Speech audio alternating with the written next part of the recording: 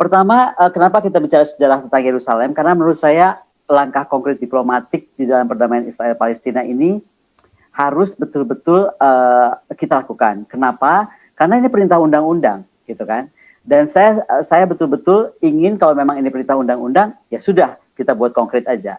Nah, saya sudah bilang di tempat di pertemuan lalu, nggak akan mungkin memahami masalah ini kalau nggak tahu tentang sejarahnya.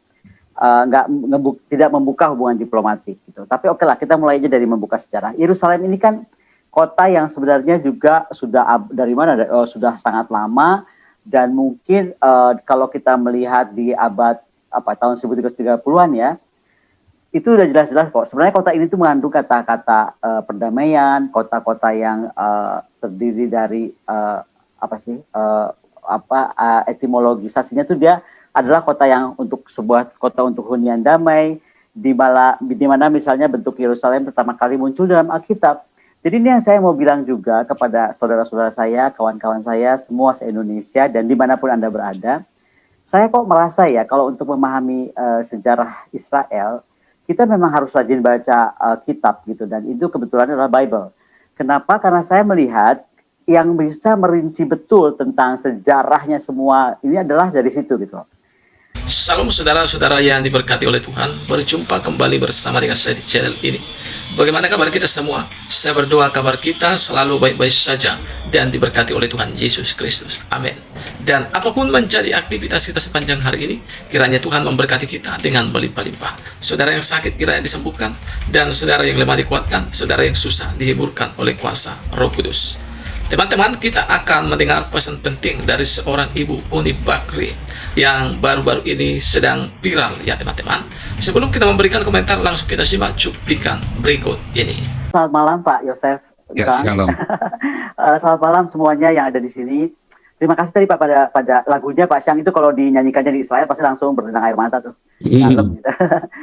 Terima kasih untuk Pak Pendeta untuk doanya, dan juga saya suka tadi pada saat Pak Pendeta menyatakan bahwa kita di sini bukan untuk mengajari, tapi untuk saling belajar. Dan malam ini, sekali lagi, dengan segala kerendahan hati, saya mohon maaf, saya juga nggak sedang mau mengajari, tetapi saya sedang mencoba mencari jalan keluar, apa sih yang konkret agar kita betul-betul dapat menjalankan amanat Undang-Undang Dasar 45 tentang mewujudkan perdamaian di Israel. Saya juga harus share screen. Boleh saya izin ya Pak Zang? Silakan Ibu Kondi. Dan saya akan matikan video saya, kalau nggak berat nih kayaknya, sebentar ya. Jadi kan nanti lihatnya slide ini kan, bentar. Oke. Jadi saya mau cerita bahwa mungkin gini, kalau untuk memahami Israel, sekali lagi ini saya mohon dikoreksi ya, saya bukan ahli ahli sejarah, tapi saya mencoba membawanya ke arah sejarah, karena kalau enggak ini kayaknya susah kita paham gitu.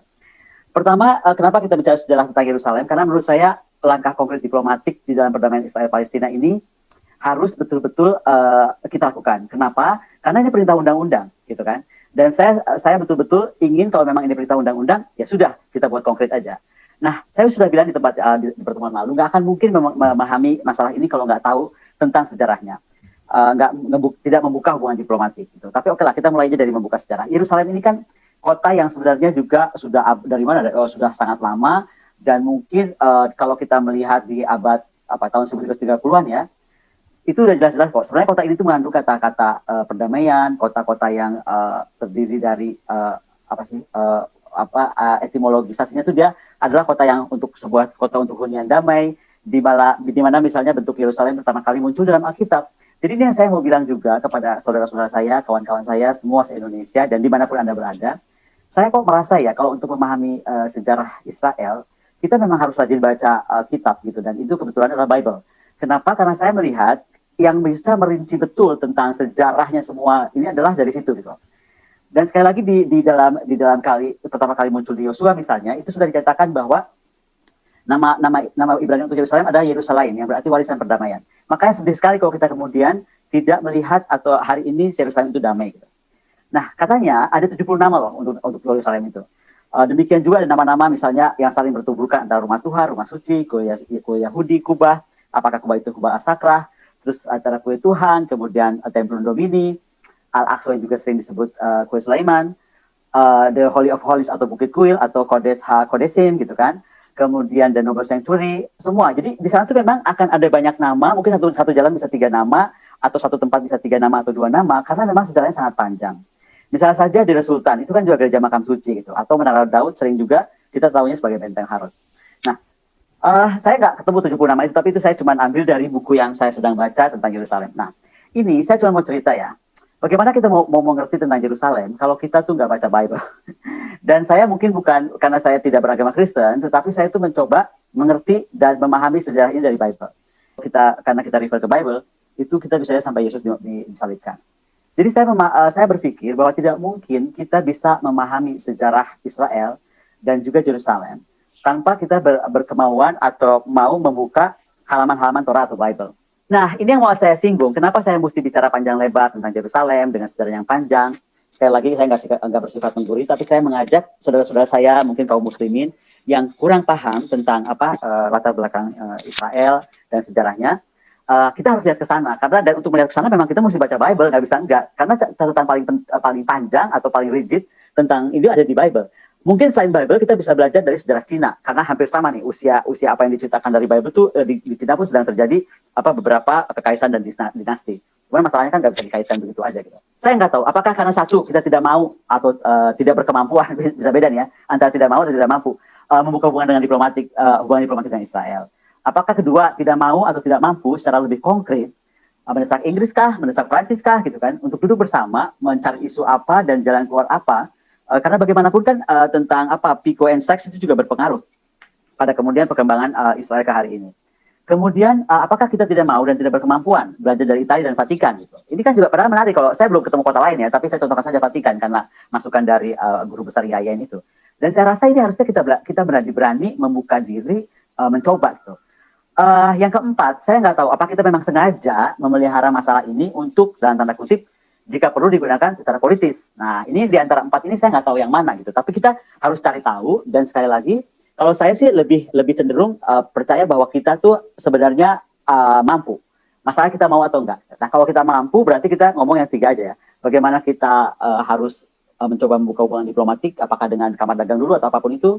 Kemudian duduklah dengan Prancis, duduklah dengan Inggris, gitu kan, duduklah dengan Italia dan belajarlah dari Vatikan misalnya, gitu kan. Yang saya cuma merekomendasikan sekali lagi. Mungkin ini yang menarik ya, ketika Jared itu melibatkan negara-negara Arab, kemudian dia mendorong negara Islam lah, untuk kemudian melakukan Abraham Accord, saya rasa akan menjadi lompatan menarik kalau kita atau Kemlu melibatkan para pendeta, mungkin para kardinal, ya kan, atau siapapun mungkin yang bisa mewujudkan, saya sekarang sebutnya Jerusalem Accord aja, saya belum tahu namanya apa, tapi dengan mengawali pembicaraan multilateral dengan negara-negara modern yang memiliki sejarah Israel hari ini, misalnya tadi Inggris, Prancis, Italia dan Vatikan. Saya rasa ini harus kita kumandangkan barangkali saja gitu kan kalau kita tidak bisa langsung membuka hubungan diplomatik dengan Israel atau resistensi itu kita nggak bisa tahan gitu kan pembelajaran atau edukasi itu mesti kita mulai dari sini bagaimana kita kemudian secara aktif menjalankan tadi perintah undang-undang jadi lebih konkret karena begini yang menarik buat saya tuh kesimpulan dari Komisi 1 selama ini kita tuh hanya menghimbau meminta mendorong lahirnya Palestina merdeka mendorong menghimbau kayaknya nggak selesai gitu apa langkah konkretnya? Makanya saya sekali lagi mungkin adalah sebuah rekomendasi yang menarik kalau ini cuma ide saya aja gitu. Kemlu mungkin udah waktunya melibatkan juga para pendeta, para kardinal atau tokoh-tokoh Kristen untuk kemudian tadi mendekati beberapa negara ini dan mencari solusi atas permasalahan di Yerusalem khususnya karena itu menjadi kota perebutan. Saya rasa itu aja kalau yang saya mau share malam ini. Sekali lagi saya nggak coba mengajari, saya coba mencoba membuka wawasan kita dan kalau saya ada salah, saya mohon maaf ya. jangan jadi marahin kayak Ahok orang Kristen ngomong Islam nanti saya orang Islam ngomong Kristen jadi salah lagi gue. Luar biasa Ibu Koni. Sebentar, ini sebaiknya ini ada Ibu Monik gabung sama kita nih. Ibu Monik silakan. Mungkin ada mau menanggapi terlebih dahulu. Saya punya pertanyaan, tapi mendingan Ibu Monik dulu. Yalah, biar aja Pak Jenderal. Silakan Ibu Monik. Halo, Shalom. Selamat malam Bu Koni. Saya mau dengerin pertanyaan. Shalom. Saya mau dengerin pertanyaan dulu aja ya. Jangan dong Bu Monik, aku pengen dengerin Bu Monik. Pak Paul, dengar pertanyaan aja dulu. Pak Paul. Oh, gitu. Iya. Sebentar. Ini ke ya. Saya setuju dengan usulan Bu Koni ya tentang Yerusalem Accord itu. Usulan yang sangat positif. Karena memang harus ada langkah konkret ya buat kita Indonesia ini berperan. Jangan hanya selalu kami menuntut gitu, kami ingin Palestina merdeka, tapi tidak ada langkah konkretnya. Itu satu. Tetapi yang menurut saya yang perlu dilakukan adalah kita harus posisinya jelas dulu nih. Kedubes Palestina di Indonesia itu legal apa enggak sih? Gitu. Kalau ternyata kita bilang koar-koar Palestina belum merdeka, tapi ada kedubes, nah itu posisinya sebagai apa? Itu sih pertanyaan saya, Pak Paul. Sebetulnya itu yang mau saya tanyakan juga, yaitu apakah Palestina ini sudah diakui sebagai negara oleh PBB atau belum? Sebab kalau dari ceritanya kan tahun 1988 mereka mendeklarasikan negaranya Palestina oleh Pak Yasser Arafat. Kemudian tahun 2012 ternyata itu sudah menjadi ada bendera Palestina di PBB dan dijadikan anggota tidak penuh. 2012 diterima sebagai negara yang berdaulat oleh PBB, Pak. 2012. 2012 ya? Ya, 2015 baru benderanya berkibar. 2015-nya benderanya berkibar. Nah, ini kemudian sampai hari ini jargon atau propaganda yang dilemparkan pemerintah adalah ingin agar Palestina merdeka. Nah, ini cukup membingungkan saya sebetulnya. Kemarin Ibu Monik sudah kasih cerita pendapat Ibu Monik. Nah, sekarang yang kita ingin tahu ini pendapatnya Ibu Koni sendiri, karena Ibu Koni kan pernah tinggal di sana, di Israel, satu. Dan kedua, Ibu Monik sangat dekat dengan para pengambil keputusan ini. Jadi mungkin Ibu Koni bisa memberikan perspektif Ibu Koni sendiri tentang apakah Palestina ini sudah merdeka dan berdaulat, atau memang negara masih antah berantah. Nah, yang berupa organisasi PLO dan ini ya, Hamas Fatah itu tadi. Nah, itu mungkin pertanyaan pertama.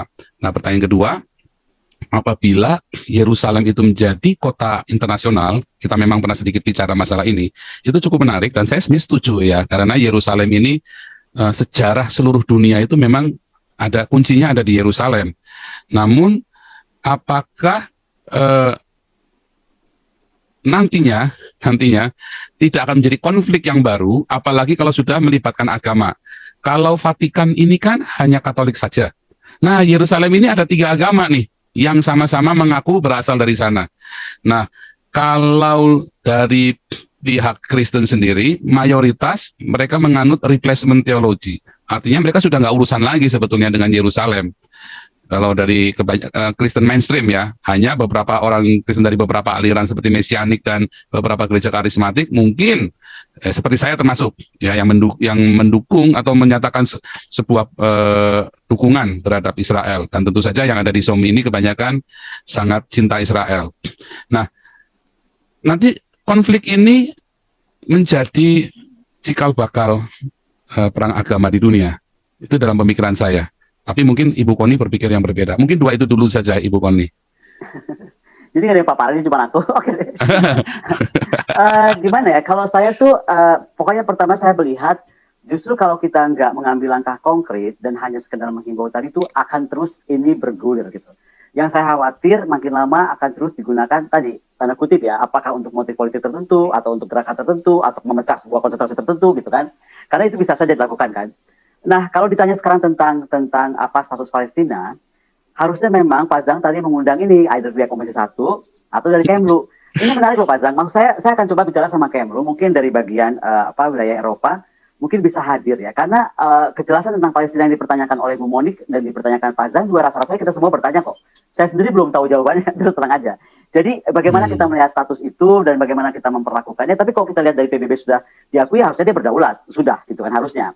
Jadi pertanyaan tentang bagaimana memerdekakan Palestina itu merdeka di mananya kan begitu pertanyaan Pak Zang kan? Ya. Nah, itulah yang kita juga sebenarnya bertanya sama, kita kebingungan sebenarnya sama. Dan kenapa kebingungan kita yang sama inilah kita kemudian bergabung di sini dan mencoba mungkin kita cari sudut yang mungkin berbeda tapi kemudian bisa disampaikan, sehingga saya akan coba sekali lagi karena saya bukan orang Kemlu, saya nggak bisa mewakili tentang pandangan itu ya. Ini kan respons dari Kemlu. Bagaimana sebenarnya posisi Indonesia sebenarnya melihat masalah itu? Itu juga sekali lagi sangat menarik. Bagaimana negara sudah jelas berdaulat, diakui PBB, tapi dianggap hingga hari ini oleh kita Palestina belum merdeka, kan itu kan. Nah, kedua terkait tadi yang disampaikan Pak Zang tentang posisi Vatikan. Betul sih Pak Zang, Vatikan memang hanya agama Katolik, ya kan.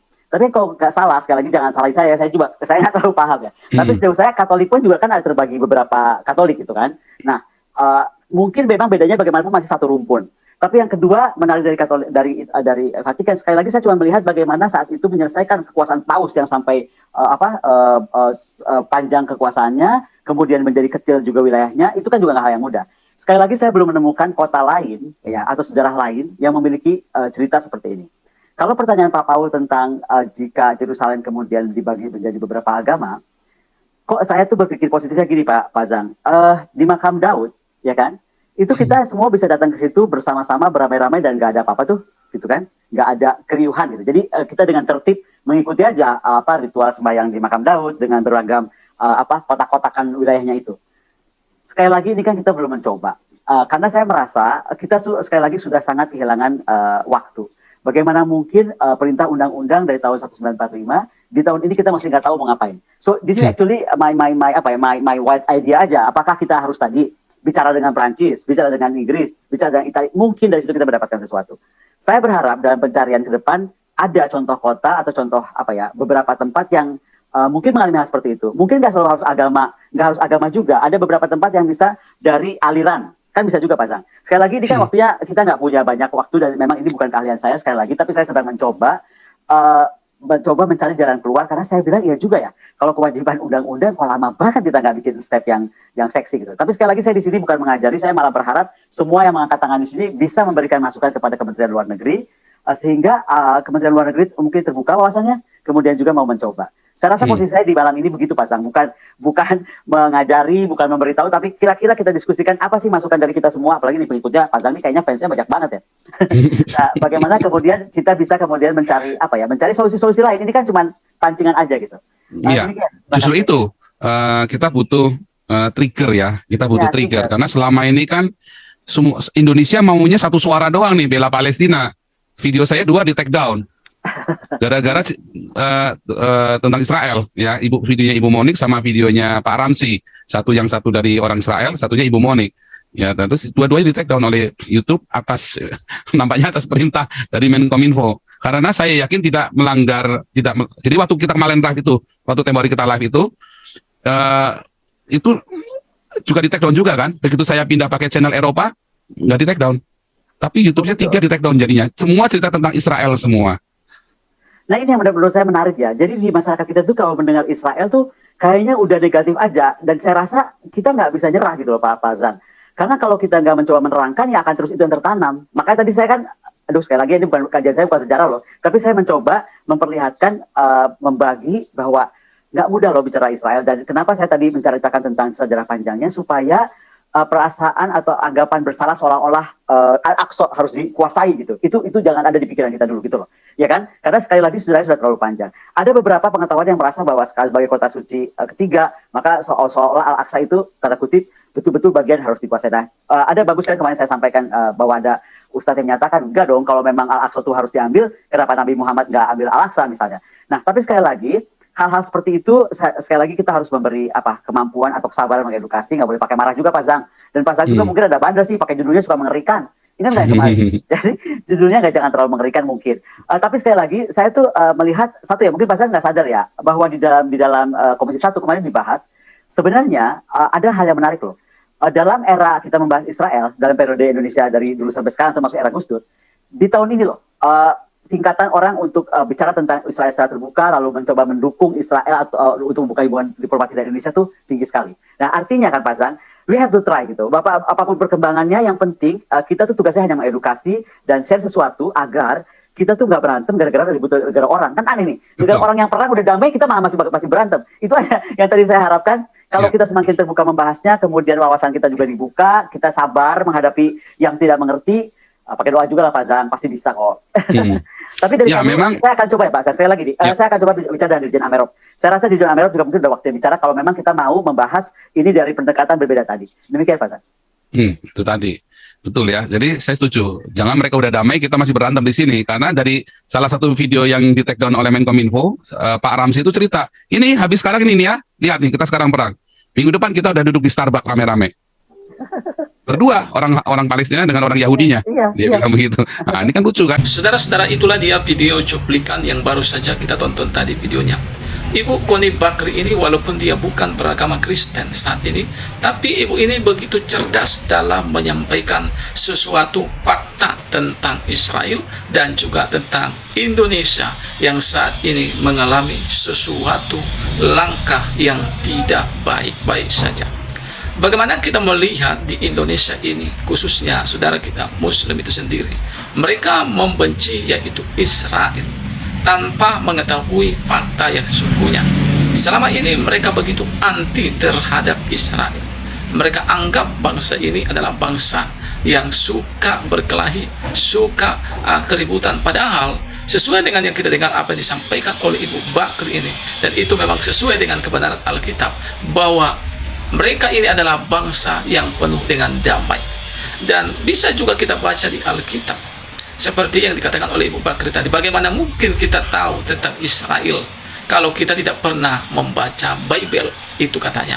Makanya Ibu Bakri ini membaca Bible, makanya dia mengerti tentang Israel dan sejarahnya. Dan sejarahnya kita tahu bahwa mulai dari zaman dahulu sampai sekarang pun, bahwa mereka tidak pernah cari gara-gara dan melakukan kegaduhan kepada bangsa lain. Orang, yaitu bangsa lainlah yang terlebih dahulu menyerang bangsa Israel. Katakan saja di Alkitab bagaimana orang Amori, bagaimana orang Filistin, mereka yang lebih dahulu. Jadi namanya adalah hukum perang, mau tidak mau. Daripada mereka yang celaka, tentunya mereka pun harus melawan. Dan dengan cara itulah Tuhan memberi kemenangan kepada bangsa Israel, sehingga bangsa-bangsa lain pun ditaklukkan di hadapan orang-orang Israel. Nah teman-teman, mari kita dengarkan pesan penting yang disampaikan oleh Ibu Bakri. Baca Bible kalau engkau mau mengerti sesungguhnya tentang Israel. Jangan kita berkata-kata tanpa pengetahuan, tanpa tahu secara terlebih dahulu. Nah ini yang terjadi kepada bangsa kita, dan kita sangat prihatin melihat para oknum-oknum yang memang tidak mengerti secara tentang bangsa Israel, sehingga mereka sudah lebih terdahulu menuding dan menyalah-nyalahkan, bahkan membenci bangsa Israel. Belajar secara, dengarkan pesan penting dari Ibu Bakri ini, belajar secara, belajar Bible, supaya kita tahu kebenaran yang sesungguhnya. Teman-teman, inilah video yang bisa saya bagikan. Kiranya video ini boleh memberkati kita semua. Apapun menjadi komentar saudara terhadap video ini, silakan isi di kolom komentar, komentar yang bijak, komentar yang mengedukasi, sehingga orang-orang menonton video ini diberkati dan mendapatkan sesuatu pengertian dan pengetahuan yang baru. Tuhan memberkati kita. Shalom dan sampai jumpa di video selanjutnya.